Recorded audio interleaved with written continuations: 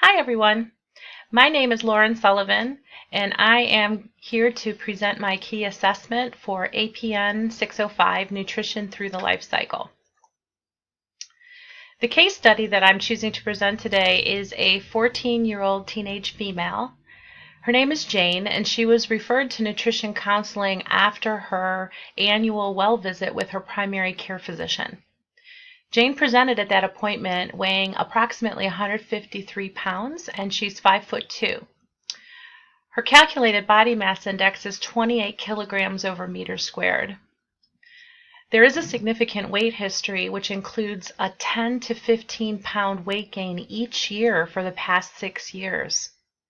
So what is a healthy weight for Jane based on her height? A look at the chart and the growth charts for this patient show that Jane is considered obese when I look at the body mass index for age.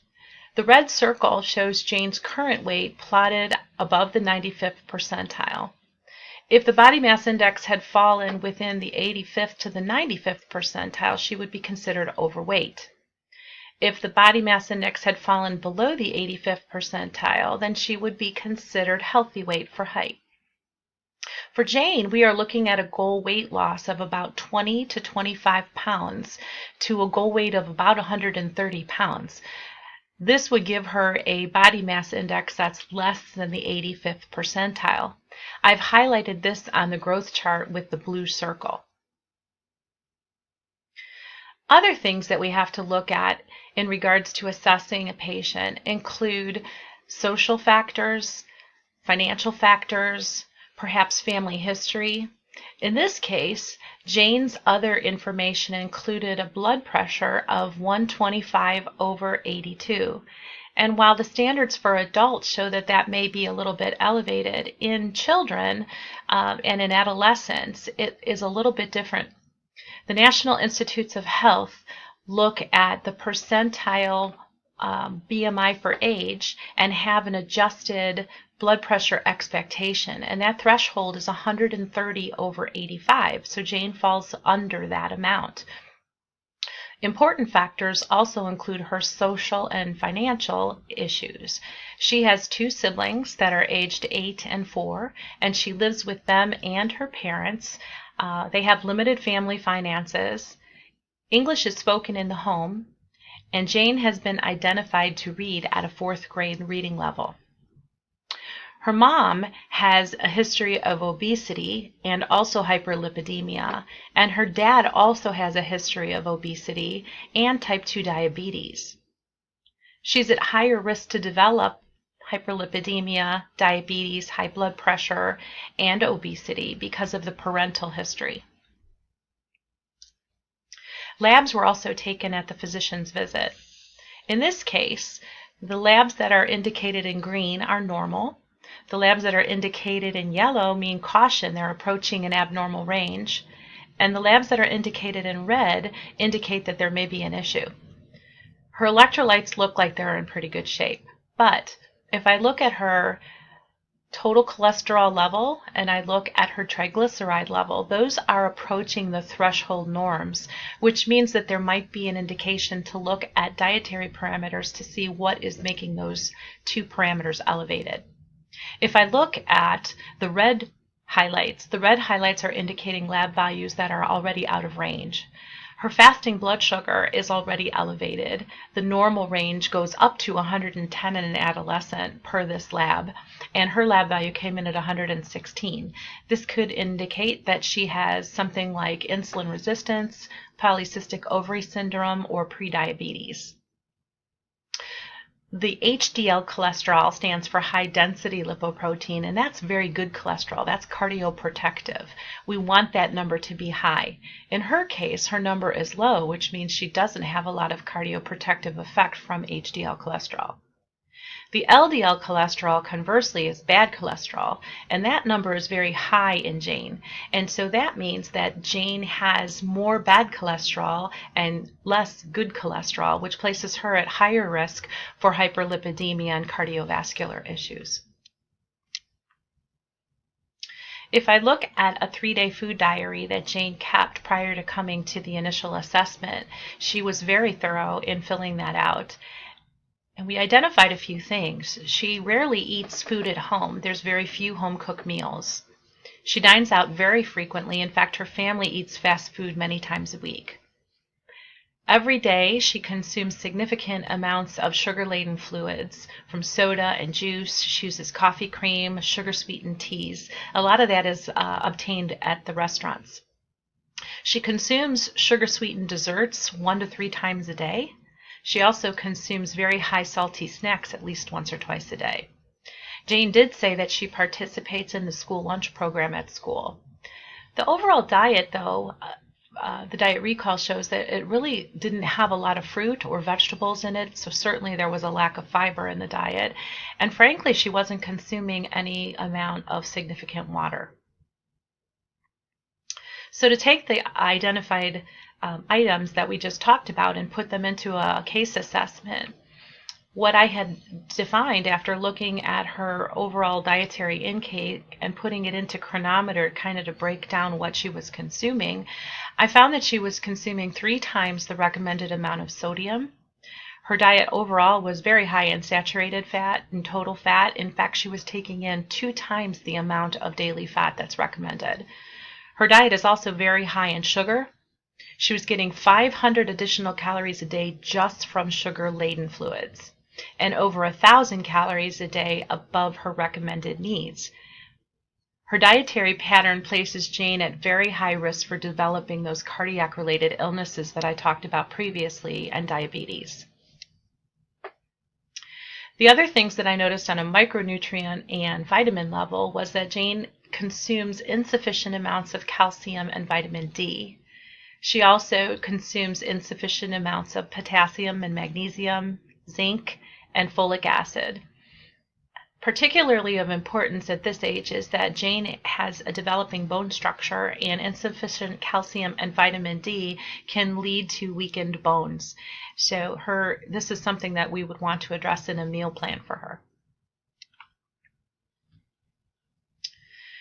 I chose to look at the DASH diet as an intervention of choice for Jane because it talks about sodium, diabetes, lipids, and encompasses all that. The goals, of course, include not only the dietary changes, but it also includes exercise changes. From a dietary perspective, the goals include reducing sodium, limiting dietary fat to about 30% of total calories, and only using low-fat dairy products.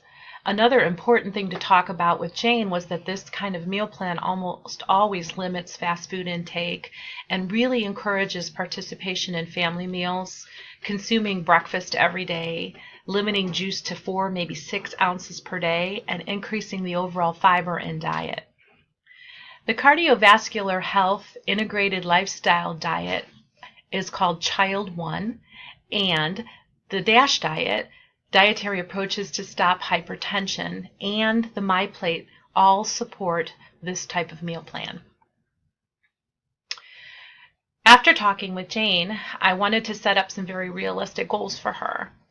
Number 1, based off of her needs, is to actually have her drink about 10 cups of water per day, and certainly avoiding juice and sodas. I also wanted to talk with her about aiming for 60 active minutes per day so that we address the need for exercise. The meal plan that I believe would help her both attain a healthy amount of calories and also allow her to lose weight is 1,800 calories per day. So I have an 1,800 calorie sample meal plan that I had set up for her, and also an education material that I'll show you a little bit later to help educate her on how to go about making changes. I also encourage her to use the school breakfast and lunch so that she has a very, very consistent meal plan on a day-to-day basis. One of the research items that I found particularly interesting is that eating dinner with your family and assisting with food preparation actually is a significant factor in helping adolescents maintain a healthy weight throughout their teenage years. I also would encourage Jane to take a vitamin D supplement since she's definitely not getting enough vitamin D from her diet. I also made goals up for Jane's family.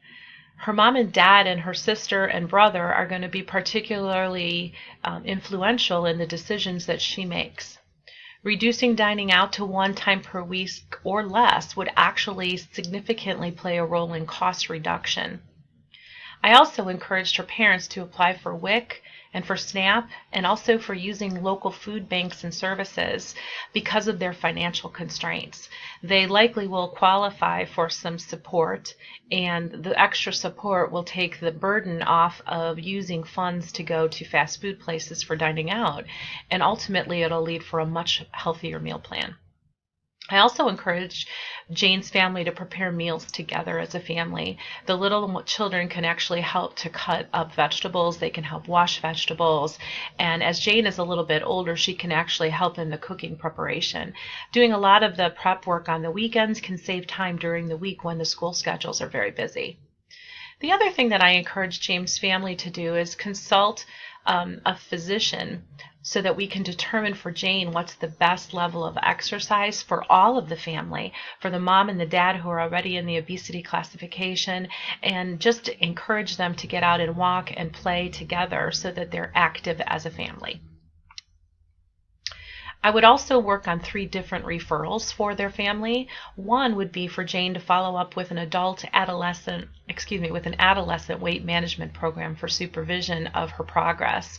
Those specialists will be already well tuned to adolescent nutrition, adolescent physiology, adolescent medicine, and those people can help her the best.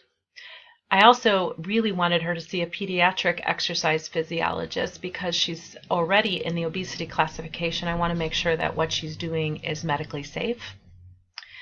I believe also that a pediatric behavioral specialist who is qualified to teach on mindful eating would benefit Jane in the long run so that she's not eating just to eat as an activity. This is a copy of the handout that I developed to help Jane identify goals and to make changes. I called it Dash to Health. I kind of took that from the DASH diet, but Dash to Help.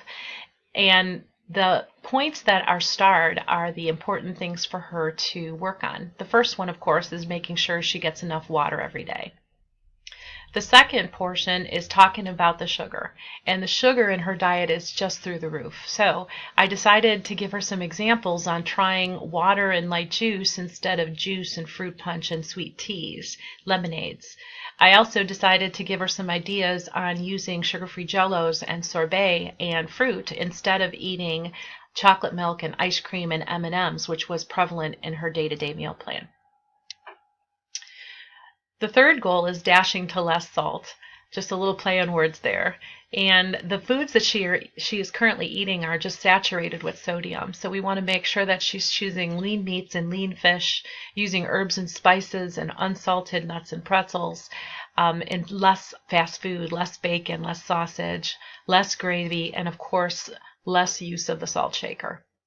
The fourth area that I wanted to discuss with her was dashing to dinner, and that's basically eating dinner as a family and all those things that I talked about previously with meal preparation. A dash to fitness, I also recommended for her to start doing 20 minutes 3 times a day of walking or something like that just to get moving a little bit with the ultimate goal of 60 active minutes per day. The meal plan is 1,800 calories, and I decided to give her visuals on what is included in each area, and also the number of portions that she needed to eat over the whole day.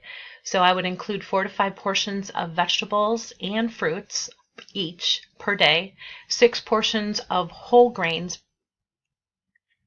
2 to 3 portions of milk and dairy products or dairy substitutes, 6 portions of lean meat, poultry or fish, and 2 to 3 portions of healthy fats and oils. Weekly, she should be looking at using legumes and nuts and seeds, probably 4 portions per week, and then really limiting the sugars to 4 portions per week. And the portions for these, and something that we went over in the session, were keeping, for example, 1 teaspoon of jelly instead of eating the amount that she was currently. I thank you for the opportunity to give you this presentation today. It was a fun and relevant case study.